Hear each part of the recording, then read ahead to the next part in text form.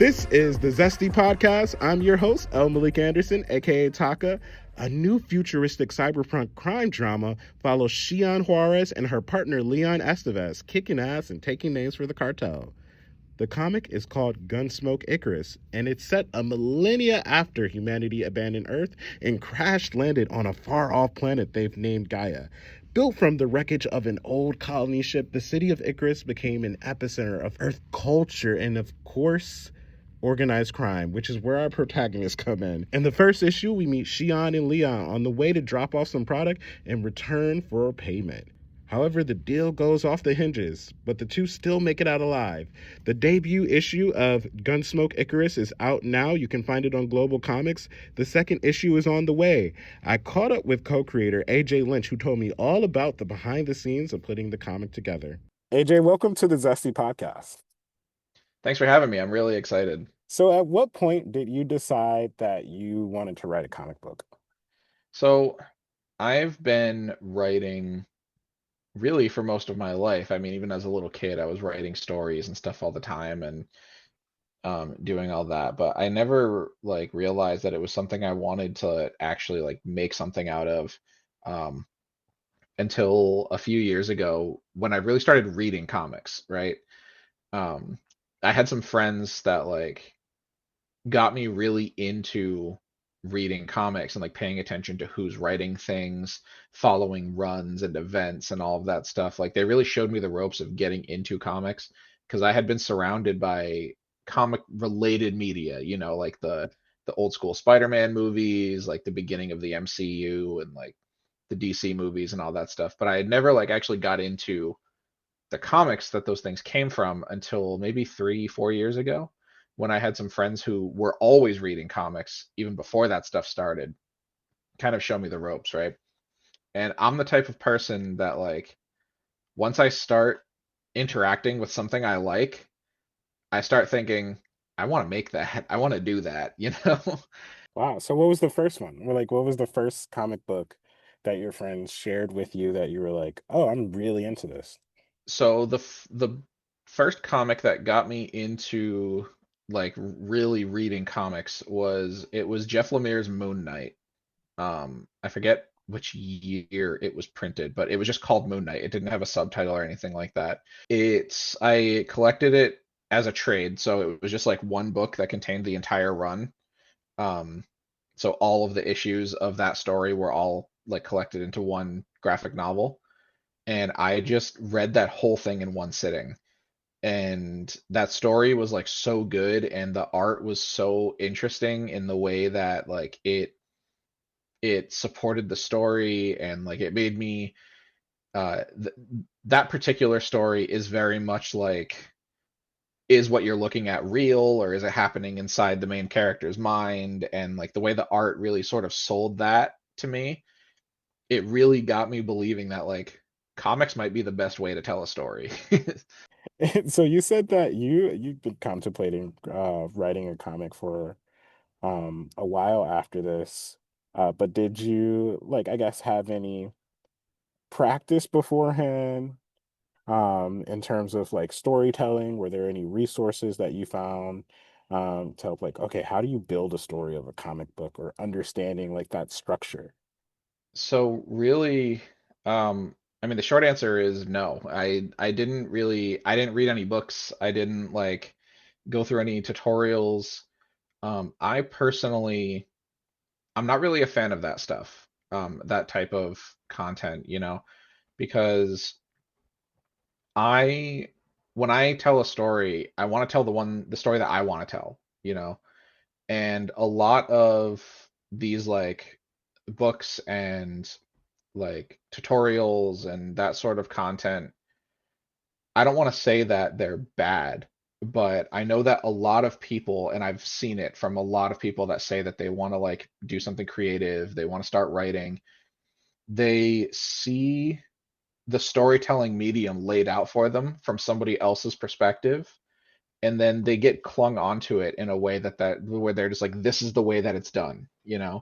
So I wanted to just like write my own stories and share it with people and just see what they liked, what they didn't, what I liked, what I didn't, And I mean, the rest is kind of history. I mean, Gunsmoke Icarus isn't the first comic I wrote.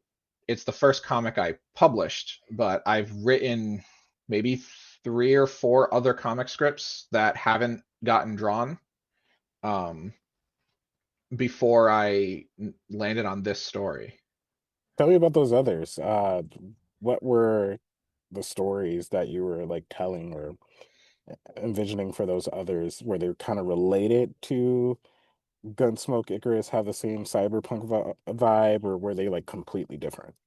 So the my first comic script was actually a Spider-Man fan comic that I was working on with one of my friends. One of my friends who originally got me into comics. He like had this idea, or yeah, he had this idea for like a different version of Spider-Man that um, we ended up sort of like workshopping together, and we bounced some ideas off of each other, and I ended up writing out this script for I wrote an entire issue of a Spider-Man fan comic that like we started working on with actually the same artist that ended up drawing Gunsmoke. We actually started kind of getting some concept art of this fan comic done with him, Oh and wow.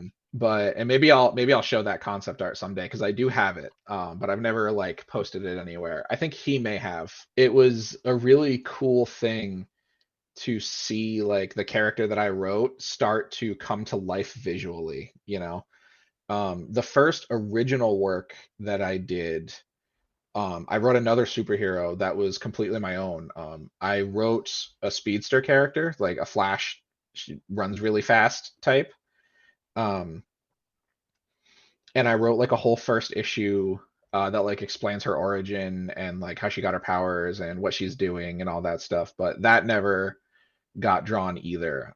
I would love to revisit that character hopefully soon. This story, Gunsmoke, is written in the world that I co-created with my friend Dan Rutledge, and his name is on the cover of the book and everything. He and I sort of we built this world together, right?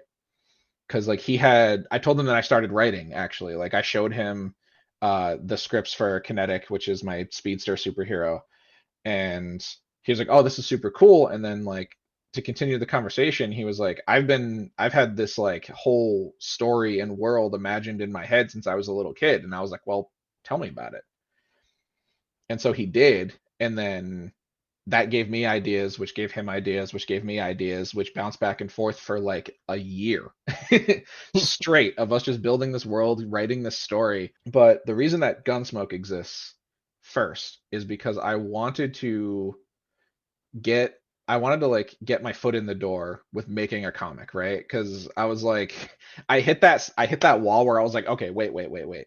We have this giant project in front of us, and neither of us have any experience. So I took a very, very small piece of that world, and I wrote a small, grounded story that I think is still very important, filled with a lot of like themes that I wanted to tell with characters that I love. And I wrote this like smaller story that ended up being Gunsmoke Icarus. Which I really wanted to ask you about, like the planet. Part of their world feels very gritty. Um, and I wanted to know, how did you come up with this setting for Gunsmoke Icarus, where it's like this planet that's kind of built off of scraps from old Earth? So honestly, it's going back so far, I couldn't tell you where the idea started. It was definitely Dan's idea though, to have this city that's built in like the ruins of a colony ship, right? This whole thing was like his idea, where part of like the early versions of the original story was actually to include the humans crash landing on Gaia in the story. Um, but as we were talking about it, Dan was like, "No, what if they've been here a while? You know, what if like humanity just lives on this planet now because for one reason or another they've left Earth in these like massive colony ships and traveled the stars for generations, and to the point where like the people that are alive now only hear fairy tales about Earth, right? That's the point that we're at. And whoever happened to be here when this ship landed on this planet were the original like human settlers on Gaia. Um, and I mean, Gaia is just what they call it. It's a familiar word that like is often used to describe Earth, which is kind of the reason why we went with that name for it. Because you know how humans are. They name everything, even if there's already people there, which there were. You see some of the native Gaians in issue 1 of Gunsmoke. And so there's like a really fun dynamic of like certain I don't want to use the word tribe, but I can't think of a better one. Certain civilizations, there we go, of Gaian people that like decided to hang out with the humans and like become part of their society and like get involved in what's going on in Icarus and all of that stuff. So um, I think we put together like a really cool, complex relationship between the humans that ended up here by accident and the native Gaian people who were already there, and then had to decide for themselves whether they wanted to welcome these people or not, and everybody has their own opinions about it. You know, um, that's fascinating to me because, like, as I was reading, I really start to get this sense of this like amalgamated human culture, where it's just like all these different cultures and parts of humanity mixed together. Um, and so when you bring in that element of the native Gaian culture, um, but that's not like the society that like they're kind of living in, um, how would you describe, I guess, what this culture has become, like in who they are and the kind of lives they live and the decisions they have to make day to day? So a big part of the way the culture works in Gunsmoke is like I had the realization that I'm like, okay, all of humanity, or the remnants of humanity, everybody that could make it onto this ship, right? Because not everybody did when we left Earth, right? But the entire remnants of humanity that made it onto this ship have been living in a box in space together for millennia. That would make me claustrophobic. Well, yeah, and the idea is that the ship is massive, of course, right? But it's still smaller than Earth. And so It's like a cruise all ship. of right, all of these cultures that exist on the planet that we live on today are, for better or for worse, forced to mix together. And so you end up with this sort of situation where cultures are preserved through, ancestry, but it's also to the point where like the main characters are bilingual, they speak Spanish, but they don't know what Spain is.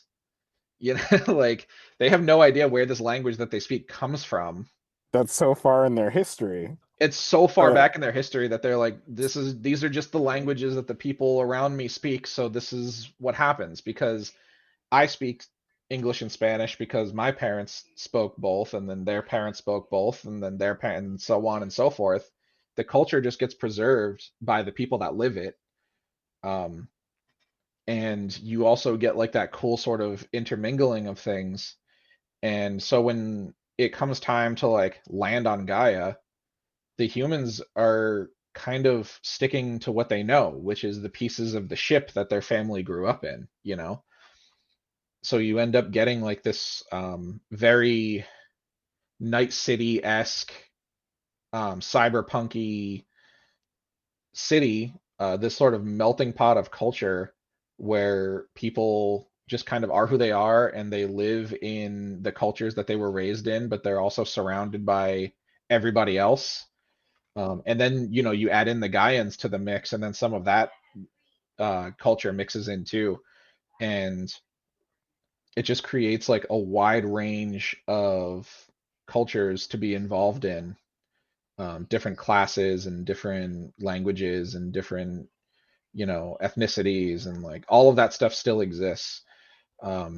Another big part of why that is because I very explicitly written into the background of this world that when humans originally left Earth during the original Exodus, they brought with them like terabytes and petabytes of data of like movies and music and culture and art and books and everything that they could save from the planet that they are leaving, they brought with them, so that they at least had something to look back on in the history of the planet that they came from.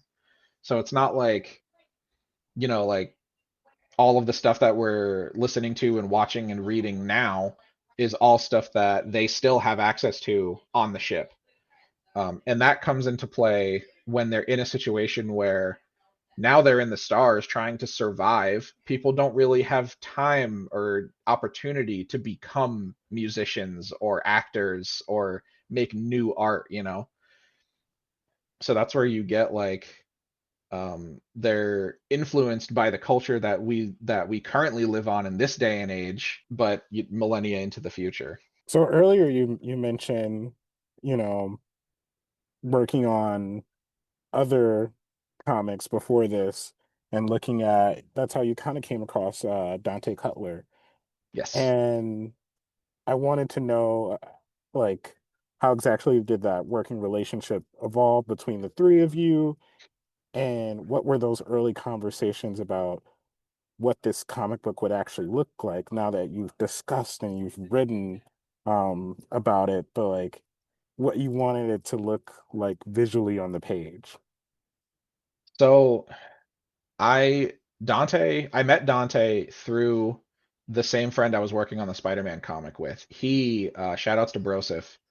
He has known Dante for years before I met him. I think he said he knew Dante for like 10 years by the time he introduced him to me. And they've made comics together before, and they've known each other for a long time. And when I was introduced to Dante, we were talking about the Spider-Man comic and everything. And then sort of parallel to that was when I started talking to Dan about, this story and where it's going and all of that. And around the time of the story beginning, like the early stages of the big story that we were working on, was when we wrote Shion, like as a character, right? And we reached a point where both of us were just like, we want to see what this character looks like. I have some ideas of what she looks like in my head, I can visualize, but um, and that was when I brought up Dante. I was like, he does commissions. He's a great artist. I've seen his work.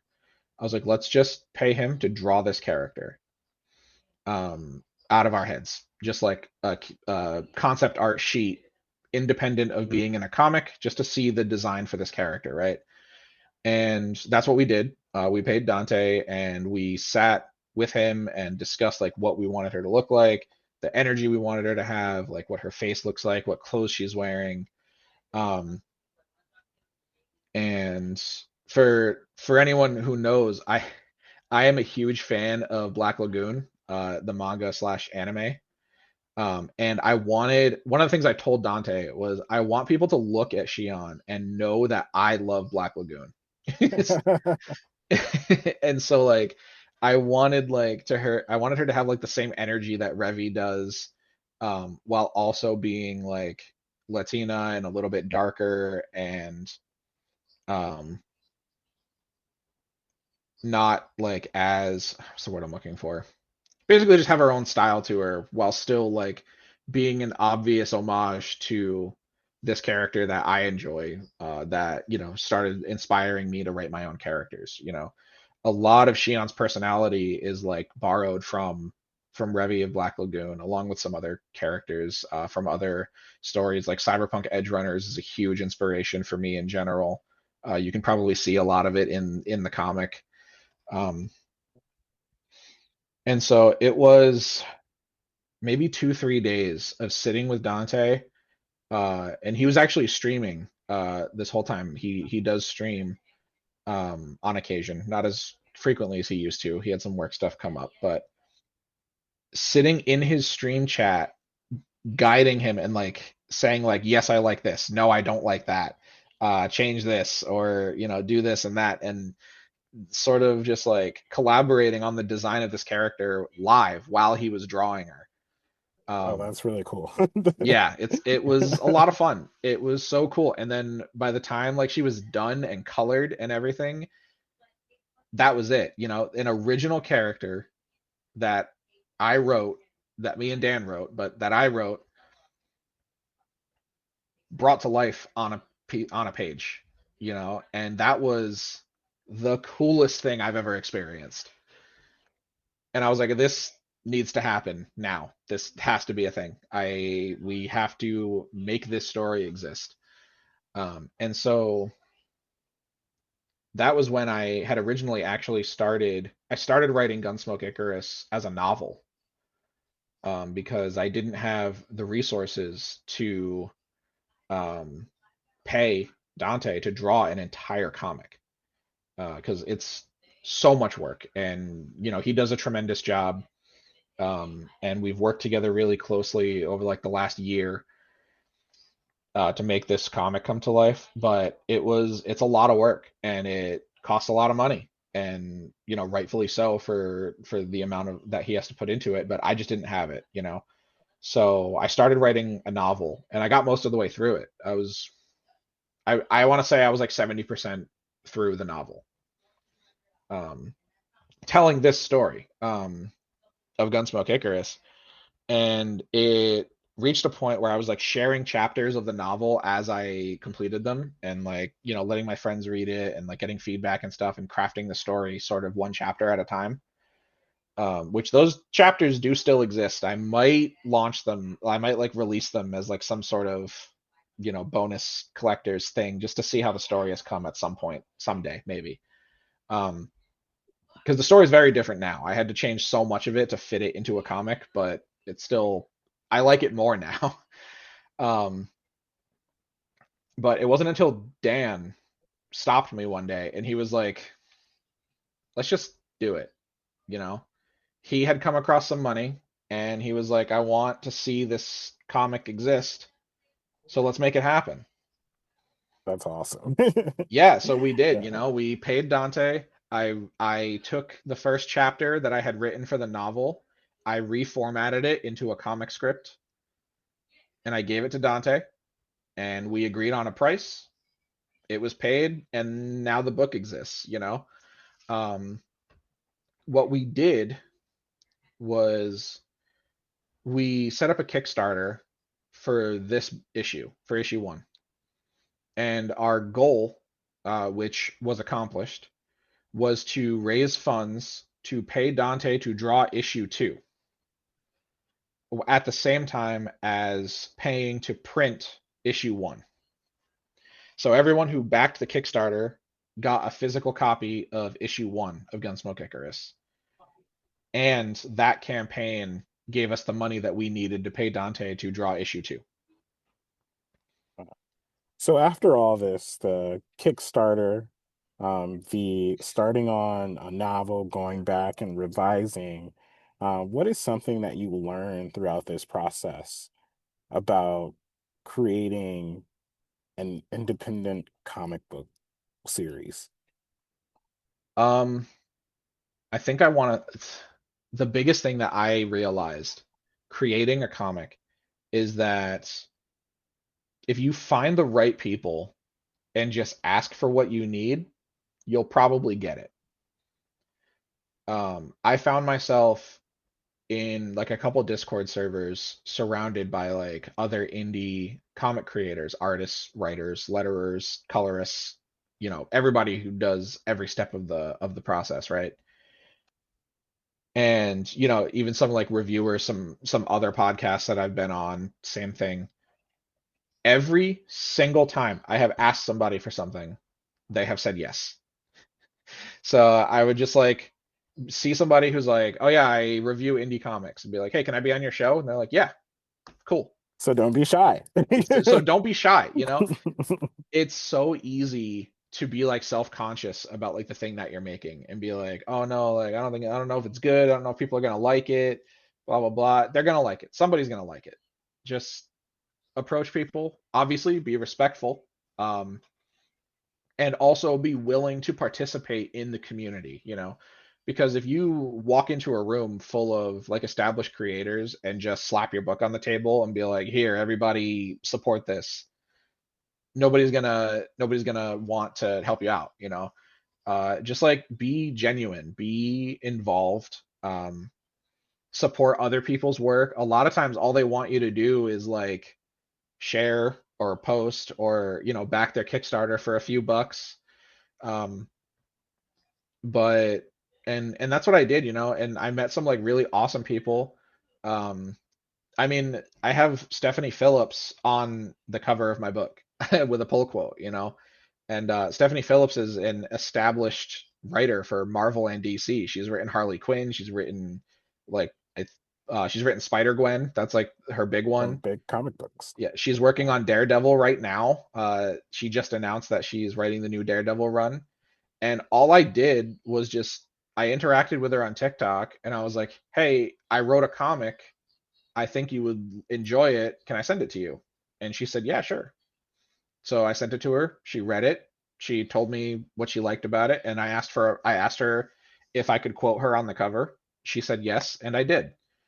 You know? That's something that I've been learning, like as a podcaster, a new podcaster, is like there's a whole community aspect to podcasting, which I love. And it's like, if you just put yourself in that community, if Yeah. you like enter openly and you reach out to people that you see on social media in general, most of the time they do want to work with you, they do want to speak to you, and you get an opportunity to like learn from what them and pay people respect that you like Yeah. enjoyed watching over the years. And so I see a lot of parallels to what you're saying. Yeah, it's It's being creative awesome. in anything, right? And it's like I have never asked to like work with somebody that I didn't also support, like um I've like looked at people's Kickstarters, I've backed a ton of comic book Kickstarters myself, when I have the spare money to do so. But even if you don't, just like sharing, um, telling people about it, spreading the word, even retweeting people's stuff, like just be in the community and people will notice you. So I have one final question that I really want to ask you, and this is Yeah. a question I've really wanted to ask you a lot of questions, by the way. But like this one is the one that we ask everyone, but tailored to something that you said earlier. Um, you talked about all this physical media or this media that people brought with them on Gaia. If you had three things, just only three things that you could bring that would make you feel your zestiest every single day that you can refer to throughout life, you're going to, let's say, a far off planet with just you and maybe a couple of other people that you know, and the rest of humanity that you may not, maybe not know. What would you bring? Three things to bring onto a distant planet. Well, I probably assuming I can't cheat and bring my computer because that seems like a cop out answer. It has all the movies of the great movies that you love saved. Um, I guess I'll step back from the cop out and say I bring my tablet, because that's how I read comics the most right now. Is digitally that way. Okay, Um, that's one. yep. Let's see. I would bring my D&D player's handbook because if I'm gonna be trapped on a far off planet with a bunch of people, we're gonna roll some dice or whatever we can fashion to make dice. I mean, that's a great way to pass the time. Yeah, exactly. And it's team building. Um, It'll become a traditional game. You're all